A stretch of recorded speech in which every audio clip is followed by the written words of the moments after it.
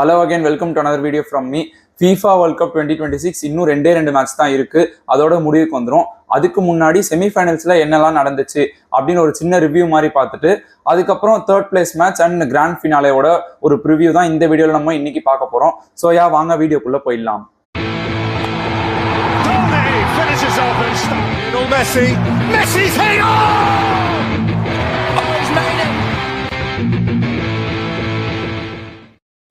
Semi-final 1ல France and Spain விளையாடினாங்க. பிரான்ஸை யாராலுமே ஸ்டாப் பண்ண முடியாது, அவங்க பயங்கர டேஞ்சரஸான டீமா இருக்காங்க, அவங்க தான் ஸ்ட்ரெயிட்டா போய் கப்பை வின் பண்ண போறாங்க அப்படின்றதான் குரூப் ஸ்டேஜ்ல இருந்து பிரான்ஸ் ஒரு மேட்ச் ஆடி முடிச்சனே எல்லாருமே பரவாயில்ல பேசிட்டு இருந்த ஒரு ஒரு இன்சைட் மாதிரி. ஆனா ஸ்பெயின் அதை அப்படியே நீங்க சொன்னதெல்லாம் தப்பு, எங்களால செய்ய முடியும் அப்படின்னு சொல்லி நிறுத்தி அவங்க செஞ்சு காமிச்சிருக்காங்க. அதை எப்படி அப்படின்னு ஒரு சின்ன டாக்டிக்கல் அனாலிசிஸ் மாதிரி பண்ணோம் அப்படின்னா, பிரான்ஸ் கிட்ட நீங்க இப்போ அவங்க மேட்சஸ் எல்லாம் பாத்தீங்கன்னா நல்லா சிறுக்கு ஓடுவாங்க. அதாவது அவங்க எப்படின்னா ஷார்ட் பாசஸும் இருக்காது, லாங் பாசஸும் இருக்காது, ஆனா மீடியம் பாசஸ் அப்படின்னு ஒரு கான்செப்டே ஃபுட்பால்ல கிடையாது. ஸோ அவங்க பண்றது எப்படின்னா இது ரெண்டுத்தையும் மிக்ஸ் பண்ணி, அதாவது ஒரு ஃபியூ செகண்ட்ஸ்லயே அந்த ஹாஃப்ல இருந்து அட்டாக்கிங் ஹாஃப்க்கு அவங்களால பால் எடுத்துட்டு வர முடியும். டக்குன்னு போட்டு அதுவும் எல்லாருமே ஸ்பீடாவா இருக்காங்க. டெம்பேலேயோட பிசிக்கா இருக்கட்டும், எம்பாப்பேக்கெல்லாம் பயங்கர ஸ்பீடா ஓடி அவங்களால பால் எடுத்துட்டு போக முடியும். ஸோ அந்த மாதிரி தான் எல்லா டீமே பயமுத்திட்டு இருந்தாங்க. ஒலிசேவோட பாசஸ் ஆகட்டும், இது இல்லாம பிராடி பார்க்கோல ஒரு ஆடட் அட்வான்டேஜ் தான். இந்த 4 பேரை வச்சு அவங்க எல்லாருமே மிரட்டிட்டு இருந்தாங்க. பெஞ்சில் ராயன் சர்கி அந்த மாதிரி இன்னும் நிறைய டேலண்ட்ஸ்லாம் இருக்கு, அவருக்கே பெருசா மினிட்ஸ் கிடைக்கல, அதுதான் உண்மை. ஸோ இது இல்லாம டிஃபெண்டர்ஸ் அண்ட் கோல் கீப்பர்ஸ்க்கு பெருசா வேலையே இல்லை. அதாவது அவங்க கோல் கீப்பர் மைக் மேனியான், ஏன்னா பால் அங்கே அவ்வளோ வரவே வராது. மிட்ஃபீல்ட் அண்ட் மோஸ்ட்லி அட்டாக்கர்ஸ் கிட்டே பால் இருக்கும், அவங்க நிறைய கோல்ஸ் அடிச்சு தான் இவ்வளோ மேட்சா எல்லாத்தையுமே மிரட்டிட்டு வந்துட்டே இருந்தாங்க. ஆனா ஸ்பெயின் இங்க பண்ணதுன்றது டாக்டிக்கலி எப்படி சொல்றது, எல்லா விஷயமே டிக் பண்ணிட்டு வந்தாங்க. அவங்க கேமையே இப்படிதான் போக போகுது அப்படின்னு பிரான்ஸை அவங்களோட ட்ராப்ல விழ வச்சாங்க. ஸ்பெயின் எப்படின்னா, நீங்க இதுதான் பண்ண போறீங்கன்னு எங்களுக்கு தெரியும், அதுக்கு எங்க கிட்ட என்னெல்லாம் இருக்குன்றதை நாங்க பண்ணிக்கிறோம் அப்படின்ற மாதிரி ஸ்பெயின் இப்போ ஃபார் எக்ஸாம்பிள் எம்பாப்பே ஸ்பீடா ஓடி வர்றாரு அப்படின்னா டக்குன்னு ஆஃப் சைட் ட்ராப் ஆன் பண்ணி விடுறது. அவங்க டிஃபென்ஸ் லைனை ஸ்பீடா ஓடி வராம இருக்கிறதுக்கு டக்குன்னு நிறைய ஆஃப் சைடு அன்னைக்கு பிரான்ஸ் அந்த மேட்ச் வாங்கினாங்க. இது இல்லாம கோல் கீப்பர் உனாய் சிமோன் ஒரு லாங் பால் முன்னாடி போட்டாங்க அப்படின்னா அதை ஒன் மேனா எடுத்துட்டு எம்பாப்பே ஆகட்டும் இல்ல டெம்பேலே ஆகட்டும் யாரோ ஒருத்தர் அடிச்சிடக்கூடாது அப்படின்றதுக்காக ஸ்வீப்பர் கீப்பரா அன்னைக்கு விளையாடினாரு. ஸ்பெயினுக்கு அவர் நிறைய வாட்டி அப்படி பண்ணியிருக்காரு. பட் இந்த வாட்டி அப்படி பண்ணி அவர் நிறைய மிஸ்டேக் தான் பண்ண போறாரு, அதனாலே கோல் போக போதான் நிறைய பேர் சொல்லிட்டு இருந்தாங்க. பட் அப்படி நடக்கல. ரெண்டு மூணு சேவ் சூப்பரா பண்ணாரு. அது இல்லாம நிறைய வாட்டி ஸ்வீப்பர் கீப்பரா மேல ஏறி வந்தாரு. ஒரு சேவ்லாம் நீங்க பாத்துருப்பீங்க, இதே மாதிரி அவங்க லாங் ஷாட் எடுத்தாங்க, அதையும் திரும்ப ஓடி போயிட்டு சரியா அதை கனெக்ட் பண்ணல அப்படின்னால அவர் மறுபடியும் பாக்ஸ் உள்ள போய் அதை சேவ் பண்ணாரு. So Unai Simon has been absolutely brilliant அந்த நைட். நீங்க பாத்தீங்கன்னா அதான் சொல்ல, இந்த ஃபைனல்ஸ் வரைக்குமே ஸ்பெயின் ஒரே ஒரு கோல் தான் விட்டுருக்காங்க. பெல்ஜியம் கிட்ட அந்த ஒரே ஒரு கோல் கன்சீட் பண்ணாங்க. மற்றபடி பாத்தீங்கன்னா அவங்க விளையாடின 7 மேட்சஸ்ல ஒரே ஒரு கோல் தான் கன்சீட் பண்ணிருக்காங்க. அப்படின்னும் போது நீங்களே ஸ்பெயினோட டாமினன்ஸ் இன் டிஃபென்ஸ் எப்படி இருக்கு அப்படின்றத பாத்துக்கோங்க. அது இல்லாம Rodri has been the key. அவர் என்னன்னா டக்குன்னு கேம் அட்டாக்கிங் சைடு எடுத்துட்டு போக முடியுமா இல்லைன்னா டிஃபென்சிவ் சைட் பாஸ் போட முடியுமா அப்படின்றது அவர் தான் டிக்டேட் பண்ண போறாரு. இதுதானப்பா ஒரு டிஎம்எஃபோட வேலை அப்படின்னு கேட்டீங்கன்னா அதை கணக்கச்சிதமா செய்யறதுல ராட்ரி எக்ஸ்பர்ட். அன்னைக்குமே நீங்க பாத்தீங்கன்னா ஸ்பெயின் டிஃபென்ஸ்ல டாமினண்டா இருந்தாங்க, ஓகே, பட் மிட்ஃபீல்ட்லயே அவங்க கேமை முடிச்சிட்டாங்க. Spain midfield versus France midfield அப்படின்னு பாத்தீங்கன்னா உங்களுக்கு டிஃபரன்ஸ் தெரிஞ்சிருக்கும். சாவ்மெனிலாம் பயங்கரமா அன்னைக்கு ஸ்ட்ரகிள் பண்ணாரு. ஸோ அந்த மிட்ஃபீல்ட் லைன் தான் ஸ்பெயின் அன்னைக்கு கேம் டிக்டேட் பண்ணாங்க அப்படின்றது இருந்துச்சு. இது இல்லாம நீங்க அந்த ரீசெண்ட் ரெக்கார்டு எடுத்து பாத்தீங்கன்னாலுமே யூஃபா நேஷன்ஸ் லீக் ஆகட்டும் யூரோ ஆகட்டும் எல்லாத்துலயுமே ஸ்பெயின் தான் ஒரு படி மேல இருந்தாங்க பிரான்ஸை விட. ஸோ இந்த வருஷம் பிரான்ஸை ஒரு டீமால தடுக்க முடியும் அப்படின்னா ஸ்பெயின் தான் அப்படின்றது நிறைய பேரோட கருத்தா இருந்துச்சு. அது கரெக்டா செமிஃபைனல்ல ஸ்பெயின் அதை செஞ்சும் காமிச்சாங்க. இப்படிதான் ஸ்பெயின் அடுத்த ரவுண்டுக்கு போனாங்க. அன்னைக்கு பிரான்ஸுக்கு ஒரு பேட் டே. இந்த டேக்கு தான் நிறைய பேர் என்னைக்கா ஒரு நாள் பேட் டே வந்தாலுமே இன்னொரு பிளேயர் அவர் அடிச்சு கூட்டிட்டு போயிடுவாங்க தான் நினைச்சாங்க. பட் அன்னைக்கு பிரான்ஸோட மொத்த அட்டாக்குமே ஃபுல்லா ஒரு பேட் டே அவங்க வெளியில போறாங்க. இப்போ அடுத்தது பாத்தீங்கன்னா அர்ஜென்டினா வர்சஸ் இங்கிலாந்து. இந்த கேம்ல பாத்தீங்கன்னா அகைன் இது போன கேம் மாதிரி டாக்டிக்கலா இருக்காது, நிறைய ஃபவுல்ஸ் பண்ணுவாங்க, என்னடா கேம் இது அப்படின்ற மாதிரி தான் இருக்கும் அப்படின்னு தான் எல்லாருமே சொன்னாங்க. அப்படிதான் இருந்துச்சு. ஃபர்ஸ்ட் 2வது நிமிஷத்துலயே மொத்தமா சுத்தி சண்டை போட ஆரம்பிச்சிட்டாங்க எல்லாருமே பிளேயர்ஸ்லாம். ஏன்னா நிறைய ஃபவுல் ஃபர்ஸ்ட் ஹாஃப் ஃபுல்லாவே நீங்க பாத்தீங்கன்னா விளையாடுனதோட ஃபவுல் தான் அதிகமா இருக்கும். பட் செகண்ட் ஹாஃப்ல they both had different plans. England வந்தாங்க, ஒரு கிரேட் பாஸ் ஒன்று போட்டாங்க, அர்ஜென்டினா டிஃபென்ஸ் லைனை பிரேக் பண்ணி கார்டன் அதை ஃபினிஷ் பண்ணாரு. அதுக்கப்புறம் அகைன் இங்கிலாண்டோட எப்படி சொல்றது, அவங்களோட டெசிஷன்ஸ், அவங்க மேனேஜரோட டெசிஷன்ஸ்னால தான் அவங்க அந்த நிலைமைக்கே போனாங்க அப்படின்னு சொல்லலாம். ஒரே ஒரு கோல் தான் அடிச்சுட்டு வேர்ல்ட் கப் டைம்ல நீங்க டிஃபென்ஸ் பண்ணலாம், அது மோஸ்ட் ஆஃப் தி டீம்ஸ் அப்படி தான் பண்ணிட்டு இருக்காங்க. பட் அர்ஜென்டினா கிட்ட நீங்க அப்படி பண்ண முடியாது, ஒரே ஒரு கோல் உங்களுக்கு கண்டிப்பா பத்தாது. இங்கிலாந்துக்கு என்ன ஒரு அட்வான்டேஜ் இருந்துச்சு அப்படின்னா, அவங்க கிட்ட இருக்க பிளேஸ்லாம் ரொம்ப ஹைட்டான பிளேஸ், பிசிக்கலி ரொம்ப ஸ்ட்ராங்கான பிளேஸ். இது கொஞ்சம் பாடி ஷேமிங் பண்ற மாதிரி நான் சொல்லல, பட் உண்மை அதுதான். அர்ஜென்டினால நிறைய பிளேஸ் ஹைட் ரொம்ப கம்மியா தான் இருக்காங்க, இன்க்ளூடிங் யார் மெக்காலிஸ்டர், மெஸ்ஸி, மார்டினஸ் அந்த மாதிரி எல்லாருமே சொல்லிட்டே போகலாம். ஸோ இதனாலேயே வந்து இங்கிலாந்து வின் பண்ணுவாங்க அப்படின்னு தான் அவங்க நினைச்சாங்க. அதுக்கேற்ற மாதிரி டான் பர்ன்லாம் கூட உள்ள கொண்டு வந்தாங்க. நீங்க ஒரு பாயிண்ட்ல பாத்தீங்கன்னா 11 பேருமே இங்கிலாந்து ஆஃப்ல நின்றுட்டு இருந்தாங்க. கோல் அதாவது அடிச்சோடனே 1-0 அப்படின்னு லீடிங்ல இருக்கும்போது 11 பிளேயருமே, கோல் கீப்பர் இங்க இருக்காரு, 10 பிளேயருமே எடுத்து வந்து டிஃபென்ஸ் பண்ண விட்டுட்டாங்க. ஹாரி கேன் சொல்லவே வேணாம், டீப் லைன் ஃபார்வர்ட் அவர் கீழே வந்து டிஃபென்ஸ்லயும் கான்ட்ரிபியூட் பண்ணுவாருன்னும் போது அவங்க அப்படியே எல்லாருமே நிறுத்தி வச்சுட்டாங்க. ஒரு கவுண்டர் போட்டா டக்குன்னு முன்னாடி போய் அடிச்சு இன்னொரு கோல் பண்ணலாம். பட் இங்கிலாந்து வந்து அப்படி யோசிக்கல. இந்த கோலையே வந்து நம்ம முடிஞ்ச அளவுக்கு கேமை பெட்ல போட்டு அடுத்த வேலையை பார்ப்போம் அப்படின்ற மாதிரி தான் விளையாடினாங்க. அது அர்ஜென்டினாக்கு அட்வான்டேஜா போயிடுச்சு.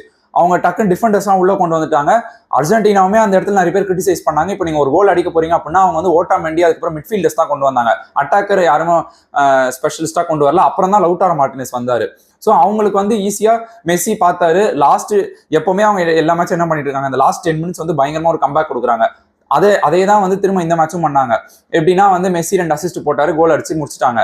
பட் இங்க இங்கிலாந்து எங்க மாட்டிக்கிட்டாங்க அப்படின்னா, இங்கிலாந்துக்கு நம்ம என்ன சொன்னோம், ஒரு கோல் அடிச்சுட்டு அவங்க இன்னொரு ஒரு நல்ல ஒரு கவுண்டர்ல போட்டு இன்னொரு கோல் அடிச்சு 2-0 பண்ணிட்டு அப்புறம் டிஃபென்ஸ் பண்ணா அது வேற. பட் அவங்க ஒரே ஒரு கோல் அடிச்சுட்டு அந்த 1-0 லீடிங்லேயே வந்து அர்ஜென்டினா கிட்ட வந்து நம்ம ஃபுல்லா டிஃபென்ஸா இறங்கலாம் அப்படின்னு சொல்லி அவங்க பண்ணதான் பெரிய தப்பா போச்சு. என்சோ பெர்னாண்டஸ் கோல் மட்டும் அவங்க போல அப்படின்னா, அவர் அந்த லாங் ரேஞ்சர் அடிக்கல அப்படின்னா இந்த மேட்ச் வந்து இங்கிலாந்து வின் பண்ணிருக்கலாம், இல்லைன்னா டிரா ஆகிருக்க கூட சான்ஸ் இருக்கு. பட் ஆனா அங்க ஒரு அடிச்ச லாங் ரேஞ்சர் வந்து அப்படியே மொத்த டீமையுமே பூஸ்ட் பண்ணிருச்சு. அர்ஜென்டினா கிட்ட இருக்க என்ன அட்வான்டேஜ் அப்படின்னு பாத்தீங்கன்னா, அவங்க டீமா விளையாடினாங்க அப்படின்னா யாராலுமே அவங்க வந்து தடுக்க முடியாது. அந்த ஸ்பிரிட் தான் ஒரு பிளேயர் கிட்ட இருக்க. அந்த ஸ்பிரிட் மெஸ்ஸிக்காக நம்ம இதை வின் பண்ணோம் அப்படின்ற மாதிரி தான் எல்லாருமே விளையாடுறாங்க. இது வந்து நான் சும்மா மீடியா ஹைப்காக சொல்லல, அவங்க பிளேயர்ஸே அதை தான் சொல்றாங்க. போன வேர்ல்ட் கப்பும் அதான் சொன்னாங்க, இந்த வேர்ல்ட் கப்பும் மெஸ்ஸி சொல்லிட்டாரு அப்படின்னா நாங்க அவர் தலையாட்டிட்டாருன்னா நாங்க அவருக்காக என்ன வேணா பண்ணுவோம் அப்படின்ற மாதிரி தான் மொத்த டீமுமே இருக்காங்க. அது அவங்களுக்கு என்ன டிஸ்அட்வான்டேஜ்னா, அந்த லாஸ்ட் 10 மினிட்ஸ் காட்டுறது வந்து ஃபர்ஸ்ட்ல இருந்தே விளையாடினா நல்லா இருக்கும் அப்படின்றது தான். பட் இந்த மேட்ச் வாக்கே அப்படிதான் ஆச்சு. அவங்க அதான் இங்கிலாந்து வந்து ஃபுல்லா டிஃபெண்டர்ஸ் உள்ள கொண்டு வந்தோடனே அவ்வளவுதான், அங்கேயே அவங்க அதுக்கப்புறம் அட்டாக் பண்ண முடியாது. ஒரு கோல் வாங்கிட்டாங்கன்னா டக்குன்னு இன்னொரு கோல் வாங்கிட்டு போயிட்டே இருந்தாங்க. அவங்களுக்கு இன்னொரு கோல் அவங்க அடிக்கிறதுக்கு அவங்க கிட்ட வெறும் ஹாரி கேன் மட்டும் தான் இருக்காரு, பெல்லிங்ஹாம் இருக்காரு. அன்னைக்கு பெல்லிங்ஹாமையுமே நல்ல மேன் மார்க்கிங் பண்ணிட்டு அவருமே அன்னைக்கு எதுவும் பெருசா பண்ணவில்லை. அதான் சொல்ற, ஃபவுலும் பண்ணாங்க, மெஸ்ஸி மேலேயும் ஃபவுல் பண்ணாங்க, 2 டீமுமே மாத்தி ஃபவுல் பண்ணிட்டு இருந்தாங்க. ஸோ அர்ஜென்டினா அதுக்கப்புறம் மறுபடியும் மெஸ்ஸி இன்னொரு அசிஸ்ட் ஒன்று போட்டார், லவுட்டாரோ மார்டினஸ் அங்க அந்த ஹெடர் அடிச்சு அவங்களுக்கு முடிச்சு 2-1 வந்து இந்த 90 மினிட்ஸ்லேயே மேட்சை முடிச்சுட்டு போயிட்டாங்க. அதாவது ஸ்டாப்பேஜ் டைம் கொஞ்சம் எக்ஸ்ட்ரா கொடுத்தாங்க, பட் எக்ஸ்ட்ரா டைம் போல அப்படின்றதான் சொல்ல வந்தேன். ஸோ இப்போ இதுல இருந்து 2 டீம் வந்து கிராண்ட் ஃபினாலேக்கு போயிட்டாங்க, 2 டீம் வந்து 3rd பிளேஸ் மேட்சுக்கு போயிட்டாங்க. இப்போ நம்ம 3rd பிளேஸ் மேட்ச் பத்தி பார்த்தோம் அப்படின்னா, இந்த மேட்ச் பொதுவா பெருசா மோட்டிவேஷன் இருக்காது எந்த டீமுமே. அதாவது வேர்ல்ட் கப்பே போயிடுச்சு, இது வின் பண்ணமாடா அப்படின்றது ஒரு விதம். இன்னொரு விதம் வந்து அட்லீஸ்ட் 3rd பிளேஸ் வின் பண்ணோம் அப்படின்னு சொல்லிட்டு 2 டீமே இறங்குறதுக்கு வாய்ப்பு இருக்கு. அதுல moreover Mbappe, Harry Kane and பெல்லிங்ஹாம்க்கு அட்லீஸ்ட் கோல்டன் பூட்டாச்சும் வின் பண்ணிட்டு போலாம் அப்படின்ற ஒரு மோட்டிவ் கண்டிப்பா இருக்கும். ஏன்னா மெஸ்ஸி எம்பாப்பே ஈக்குவலா தான் இருக்காரு, ஹாரி கேனும் கீழே தான் இருக்காரு, பெல்லிங்ஹாமும் இந்த வாட்டி நிறைய கோல் ஸ்கோர் பண்ணிருக்காரு. If not Bellingham, Harry Kane and Kylian எம்பாப்பேக்காச்சும் அந்த மோட்டிவ் இருக்கும் கண்டிப்பா, அட்லீஸ்ட் நம்ம கோல்டன் பூட்டாச்சும் வின் பண்ணலாம் அப்படின்னு சொல்லிட்டு. கண்டிப்பா ஆனா நான் சொல்றேன், இந்த மேட்ச்ல கிளியர் வின்னர் பிரான்ஸ் தான். இப்போதைக்கு அவங்க அதே மாதிரி ஆடினாங்க, அன்னைக்கு ஒரு ஆஃப் டே ஆயிடுச்சு, அது இல்லாம அதே மாதிரி ஆடினாங்க அப்படின்னா கண்டிப்பா பிரான்ஸ் தான் வின் பண்ண போறாங்க. ஏன்னா இங்கிலாந்து கிட்ட அந்த டேலண்ட்ஸ் நிறைய பேர் இருக்காங்க. பட் அவங்க மேனேஜர் போற டாக்டிக்ஸ் ஆகட்டும், அவங்க விளையாடுற விதமாகட்டும், அவங்க எல்லாத்தையும் இம்ப்ளிமெண்ட் பண்றதுல கண்டிப்பா இங்கிலாந்து வந்து பிரான்ஸ் கிட்ட நிக்கவே மாட்டாங்க. ஸோ இந்த மேட்ச் வந்து பிரான்ஸ் தான் ஈஸியா வின் பண்றதுக்கு சான்ஸ் இருக்கு. அப்படி ஏதாச்சும் ஒரு மிராக்கல் நடந்து இங்கிலாந்து வின் பண்ணுவாங்களா அப்படின்றது வந்து உங்க கமெண்ட்ஸ்ல நீங்க உங்க தாட்ஸ் வந்து சொல்லுங்க. இப்போ ஓகே, த கிராண்ட் ஃபினாலே ஃபினலிசமா நடந்திருக்க வேண்டியது, அதாவது யூரோப்பியன் சாம்பியன்ஸ்க்கும் கோப்பா அமெரிக்கா சாம்பியன்ஸ்க்கும் ஒரு மேட்ச் வந்து தான் போன வாட்டி நடந்துச்சு. பட் இந்த வாட்டி வந்து கரெக்டாக அந்த வார் டைம்லாம் வந்துச்சு அப்படின்றதுனால ஃபினலிசமா கேன்சல் பண்ணிட்டாங்க. இப்போ வேர்ல்ட் கப்லாம் அந்த மேட்ச் வந்து ஃபினலிசமா தான் நடக்கல, அட்லீஸ்ட் இப்போச்சு நடக்க போகுது அப்படின்னு சொல்லிட்டு வந்திருக்கு. நிறைய ஃபேக்டர்ஸ் இருக்கு. பார்சிலோனாவோட அப்போதைய லாமாசியா பிளேயர், இப்போ இருக்க லாமாசியா பிளேயர் இது லமீன் யமால், இவங்க 2 பேருக்கும் மேட்ச் இருக்கு.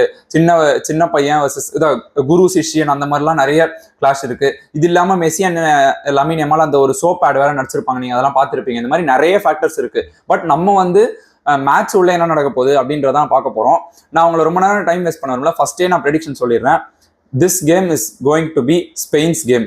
அதாவது ஸ்பெயின் தான் வந்து வேர்ல்டு சாம்பியன் ஆக போறாங்க ஃபார் த செகண்ட் டைம். இப்போதைக்கு அப்படிதான் இருக்கு. ஏன்னா அகைன் நான் அதான் சொன்னேன், அர்ஜென்டினா பண்ற மிஸ்டேக்ஸ் அண்ட் ஸ்பெயினோட பாசிட்டிவ்ஸ் என்னன்ட்டு. ஸ்பெயின்மே டீமா விளையாடினாங்கன்னா அவங்க பாசஸ் ஆகட்டும், அந்த பொசிஷன் ஆகட்டும், பயங்கரமா கேமை கண்ட்ரோல் பண்ணுவாங்க. அர்ஜென்டினா கிட்ட பால் வந்துச்சு அப்படின்னா மட்டும்தான் அவங்களால கேமை கண்ட்ரோல் பண்ண முடியும். அதுக்கு ஸ்பெயின் பாலை கொடுக்கணும். பொசிஷன் ஃபுல்லா ஸ்பெயின் தான் வச்சுக்க போறாங்க. ஆனா இப்போ அதுதான் அர்ஜென்டினா போன வேர்ல்ட் கப்ல இருந்த அர்ஜென்டினாவா இருந்தா அவங்களால கேமை நல்லா டிக்டேட் பண்ண முடியும், இப்படிதான் போனோம் அப்படின்னு சொல்லிட்டு. பட் இந்த வருஷம் இருக்க அர்ஜென்டினா வந்து அந்த லாஸ்ட் 10 நிமிஷம், அதாவது எப்படி சொல்லணும்னா ஒரு கோல் வாங்கினதுக்கு அப்புறம் தான் அந்த ஒரு என்ன சொல்றது ஒரு மோட்டிவேஷன் வந்து இல்ல நம்ம கோல் அடிக்கணும், இப்போ வந்து நம்ம ட்ரெயிலிங்ல இருக்கோம், we are chasing the game அப்படின்ற மாதிரி அவங்க இருந்தாதான் அந்த ஒரு மோட்டிவேஷன் வந்து விளையாடுறாங்க. அதே போன வேர்ல்ட் கப்ல பாத்தீங்கன்னா அப்படியே கம்ப்ளீட்டா ஆப்போசிட் அர்ஜென்டினா. ஃபர்ஸ்ட் ஒரு கோல் இல்ல ஒரு 2 கோல் டக்குன்னு அடிச்சுட்டு அப்புறம் தான் டிஃபென்சிவா இறங்குவாங்க. இந்த அர்ஜென்டினா டிஃபென்சிவா இருக்காங்கன்னு சொல்ல முடியாது. ஒரு மாதிரி நிறைய இதை தான் சொல்றோம்ல, நம்ம அப்படியே இப்போ மேட்சப்ஸ்ல இருந்து வந்துடலாம். இதுல இருந்து சொன்னா உங்களுக்கு இன்னும் ஈஸியா புரியும்னு நினைக்கிறேன். விங் பிளே ஸ்பெயினுக்கு பயங்கர பவர், அந்த ஒயிட் பிளே அப்படின்னு சொல்லுவாங்க. ஒயிடா கேம் எடுத்துட்டு போய் அதாவது அந்த சைட்ல இருக்க விங்கர்ஸ் ஆகட்டும், லெஃப்ட் பேக் ரைட் பேக் இவங்கெல்லாம் ஃப்ரண்ட்ல ஓட சொல்லி பாஸ் போடுறது, இது எப்பவுமே அந்த கிளீஷேவான ஸ்பெயின்ல இருக்க டெக்னிக் தான். பெப் கார்டியோலா முதற்கொண்டு லூயிஸ் என்ரிகே முதற்கொண்டு எல்லாருமே வந்து அந்த கிராய்ஃபோட மாடர்ன் கேம் சிஸ்டம் அதுல இருந்தா வந்து ஷார்ட் பாசஸ், ஆனா அப்படியே ஒயிட்ல ஓடி போவாங்க, அங்க இருந்து பாஸ் போட்டு அதை கோல் அடிப்பாங்க, அந்த மாதிரி இருக்கும். அப்போ வந்து இப்போ அர்ஜென்டினா கிட்ட மொலினா ஆகட்டும் அவர் தான் வந்து ஆர்பி நிக்க போறாரு. அதே மாதிரி எல்பி டாக்லியாஃபிகோ இவங்க 2 பேர் தான் ஸ்டார்ட் பண்ண போறாங்க. இவங்க 2 பேருமே வந்து கரெக்டா, அதாவது இப்போ லமின் யாமால் ஆகட்டும் இல்ல நீக்கோ வில்லியம்ஸ் ஆகட்டும் இவங்க 2 பேரையும் பாஸ் போட விடாம தடுத்தா மட்டும்தான் அர்ஜென்டினாவில டிஃபென்ஸ்ல கொஞ்சம் ஸ்ட்ராங்கா இருக்க முடியும். ஏன்னா போன வாட்டி அதை பண்ணாங்க, போன வாட்டி அக்குனியா வேற இருந்தாங்க, அக்குனியா டாக்லியாஃபிகோ தான் மாத்தி ஆடிட்டு இருந்தாங்க. இந்த வாட்டி மெடினா இருக்காரு, இல்லைன்னா வந்து டாக்லியாஃபிகோ இருக்காரு. அதான் சொல்றேன், இவங்க 2 பேர் மட்டும் இல்ல, அந்த மொத்த டிஃபென்ஸே வந்து பாசஸ் ஒழுங்கா போட மாட்டாங்க. அதாவது ஒரு பாஸ் கூட கரெக்டா ஒரு கன்வென்ஷனலா போட மாட்டாங்க, கஷ்டப்பட்டு அந்த பிளேயர் அதை போய் எடுக்கிற மாதிரி தான் இருக்கு. ரொம்ப பிளேயரை கிட்ட வர விட்டு இவங்களே டைட் ஸ்பேசஸ் ஆக்கிக்கிறாங்க அங்க. அந்த மாதிரிலாம் நிறைய விஷயம் இருக்கு அர்ஜென்டினாக்கு. அதனாலதான் இந்த வேர்ல்ட் கப்ல அவங்க நிறைய கோல்ஸ் வந்து கன்சீட் பண்ணிட்டே இருக்காங்க. இது வந்து ஒரு முக்கியமான விஷயம். அண்ட் தென் ரெண்டாவது ராட்ரியை டிஸ்டர்ப் பண்ணிட்டே இருக்கணும், அவரை பாஸ் ஒழுங்கா போட விடக்கூடாது. ஃபவுல் பண்ணுங்கன்னு நான் சொல்ல மாட்டேன், அது தப்பு. பட் அர்ஜென்டினா அதை தான் பண்ண போறாங்க. அட்லீஸ்ட் அதான் எல்லோ கார்டு ரெட் கார்டு ரேஞ்சுக்கு இல்லைனாலும் அவரை வந்து அவர்கிட்ட போய் கொஞ்சம் பிசிக்கலா விளையாட தான் போறாங்க. அதனால தெரிஞ்சு போச்சு. ஏன்னா ராட்ரி வந்து டக்குன்னு தான் சொல்ல அட்டாக்கும் கேமை மாற்ற முடியும், டிஃபென்ஸ்க்கும் மாற்ற முடியும். பட் டிஃபென்ஸுக்கு மாற்றது அர்ஜென்டினாக்கு கொஞ்சம் அட்வான்டேஜ். ஏன்னா அதான் டிஃபென்ஸ்லேயே பால் வச்சிருந்தாங்க அப்படின்னா டக்குன்னு அவரால் அட்டாக் ட்ரிகர் பண்ண முடியல அப்படின்னும் போது அர்ஜென்டினா அதுக்கப்புறம் கொஞ்ச நேரத்தில் பாலை வந்து ரெக்கவர் பண்ண ட்ரை பண்ணுவாங்க. பட் ஸ்பெயின் தான் நான் சொல்லல, மறுபடியும் அவங்க தான் பொசிஷன் வச்சுக்க போறாங்க. அதே மாதிரி யுனாய் சிமோனை பிரேக் பண்றது, அவர் வந்து தான் ஒரு வால் மாதிரி நின்றுட்டு இருக்காரு ஸ்பெயினுக்கு. அவரை தாண்டி கோல் அடிக்க போறது கண்டிப்பா மெஸ்ஸி தான். மெஸ்ஸி லாங் ரேஞ்சர் விடுவாரா இல்லைனா கிட்ட போய் ஃபினிஷ் பண்ணுவாரா அதெல்லாம் நமக்கு தெரியாது. பட் மெஸ்ஸி கோல் வந்து கண்டிப்பா இந்த ஃபைனல் அடிச்சாதான் அர்ஜென்டினாக்கு ஒரு அட்வான்டேஜா இருக்கும். அதுதான் மற்ற பிளேயர்ஸ்க்கும் வந்து இன்னொரு ஒரு மோட்டிவேஷனா இருக்கும். ஸ்பெயின் கிட்ட நீங்க பாத்தீங்க அப்படின்னா அவங்க கிட்ட ஸ்ட்ரைக்கர் இல்ல, பட் அப்படின்னாலும் ஒயார் ஜபால் இல்லைனா டேனி ஆல்மோ இல்லைனா வந்து லமின் யாமாலே ஆகட்டும் இவங்கெல்லாம் வச்சு நல்லா அவங்க பாஸ் பண்ணி எடுத்துட்டு வந்து அந்த ஃபினிஷ் பண்றதுக்கு தான், அந்த ஒரு மொமெண்ட் வெயிட் பண்ணி கரெக்டா கோல் அடிச்சிடுறாங்க. அது லாஸ்ட் வரைக்கும் எடுத்துட்டு போனாலுமே ஒரு மிக்கல் மெரினோ மாதிரி ஒரு சூப்பர் சப்பை கொண்டு வந்து லாஸ்ட்ல கோல் அடிச்சு அவங்களுமே வந்து லீடிங் எடுத்துடுறாங்க. ஸோ ஸ்பெயின் கிட்ட அது ஒரு அட்வான்டேஜா இருக்கு. இந்த மாதிரி அர்ஜென்டினா நான் தான் சொல்ல, ஸ்பெயின் வந்து 2 பேருமே ஆஸ் அ டீமா வந்து நல்ல ஸ்ட்ராங் ஆடுவாங்க. பட் அர்ஜென்டினா கிட்ட இருக்க ஒரு அட்வான்டேஜ் வந்து அவங்களோட டீம் ஸ்பிரிட். ஸ்பெயின் கிட்ட இருக்க ஒரு அட்வான்டேஜ் வந்து அவங்களோட பாசிங் அண்ட் பொசிஷன். இது 2த்தை தாண்டி ஒரு மேஜிக்கல் மூமெண்ட்ல தான் வந்து இந்த ஃபைனல் வந்து டிசைட் ஆக போகுது. பட் நான் வந்து ப்ராக்டிக்கலா பார்த்தோம் இல்ல டாக்டிக்கலா பார்த்தோம் ஆன் பேப்பர் பார்த்தோம் அப்படின்னா ஸ்பெயின் தான் வந்து, ஏன்னா லாஜிக்கலி அவங்க தான் வந்து பவரா இருக்காங்க. ஒரு மேஜிக் மூமெண்ட்டை நம்பி தான் அர்ஜென்டினா ஒரு வாட்டி வந்து வெளியில வராங்க. இப்போ அந்த என்சோ பெர்னாண்டஸ் லாங் ரேஞ்சர் ஆகட்டும் இல்லைன்னா ஹூலியன் ஆல்வரேஸ் அடிச்ச லாங் ரேஞ்சர் ஆகட்டும், இந்த மாதிரி யாராவது ஒருத்தர் வந்து திடீர்னு ஒரு மேஜிக்கல் மூமெண்ட் கிரியேட் பண்ணா மட்டும்தான் அர்ஜென்டினா வந்து வெளியில வர முடியுது, அதாவது வின் பண்ணிட்டு. பட் ஸ்பெயினுக்கு வந்து அவங்க கேமை நார்மலா அன்னைக்கு ஆடின மாதிரி, ஏன்னா பிரான்ஸே தடுத்து நிறுத்திட்டாங்கன்னும் போது அவங்க தான் கிளியர் ஃபேவரட்ஸா போறாங்க. But as a Messi fan and Argentina fan கண்டிப்பா வந்து நான் அர்ஜென்டினா வின் பண்ணும் அப்படின்னு சொல்லிட்டு தான் மேட்சை பார்க்க போறேன். ஸோ இந்த மாதிரி ஒப்பீனியன்ஸ்லாம் உங்களுக்கு பிடிச்சிருந்து, இந்த வியூஸ் உங்களுக்கு பிடிச்சிருந்து அப்படின்னா இந்த வீடியோவை உங்க ஃப்ரெண்ட்ஸுக்கு மறக்காம ஷேர் பண்ணுங்க, வீடியோவை லைக் பண்ணுங்க, உங்க தாட்ஸ் வந்து கமெண்ட் செக்ஷன்ல சொல்லுங்க. அண்ட் தென் நம்ம சேனலுக்கு வந்து சப்ஸ்கிரைப் பண்ணுங்க. தேங்க்யூ.